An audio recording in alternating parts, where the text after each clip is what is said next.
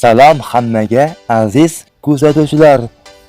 Dunyodagi eng go'zal maftunkor joylar haqida bilarmidingiz? Bilmasangiz, videoni tomosha qilib bilib oling.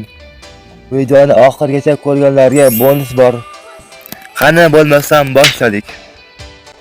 Machu Picchu And tog'lari bag'rida joylashgan qadimiy Inklar shahri.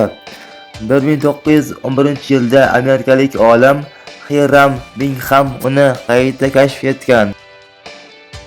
Gretsiya Santorini oroli.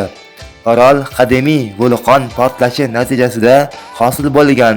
Oq uylar va ko'k gumbazlar uni dunyoning eng go'zal orollaridan biriga aylantirgan. Maldiv orollari mingdan ortiq oroldan tashkil topgan bu mamlakat dengiz ustidagi villalari va tiniq suvlari bilan mashhur.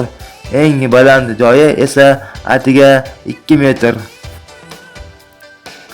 Nigara sharsharasi dunyodagi eng qudratli sharsharalardan biri.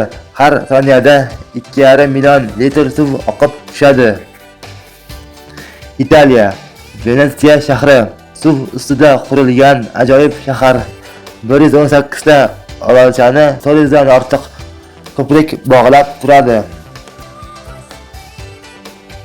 Yaponiya Kyoto shahri bir vaqtlar Yaponiya poytaxti bo'lgan shahar. Katta kanyon dunyoning eng mashhur kanyoni. NASA astronavtlari Oyga chiqishdan oldin aynan shu yerda mashg'ulot o'tkazishgan. Petra shahri tosh ichiga o'yib qurilgan qadimiy shahar. UNESCO uni dunyoning yangi 7 mo'jizasidan biri deb e'tirof etgan. Bora Bora oroli moviy lagunlari bilan mashhur tropik jannat. Suvi shunchalik tiniqki 30 metr chuqurlikdagi baliqlar ham ko'rinadi.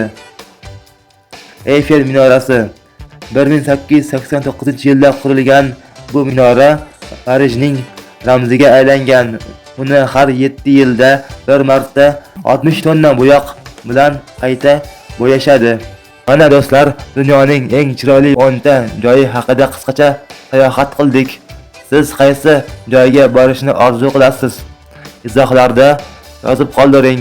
Videoni boshidagi aytgan bonusim bu pul mukofoti. Birinchi bo'lib video kommentariyasiga izoh qoldirgan 3 ta odamga telefon raqamiga 20 ming so'm paynet qilib beraman.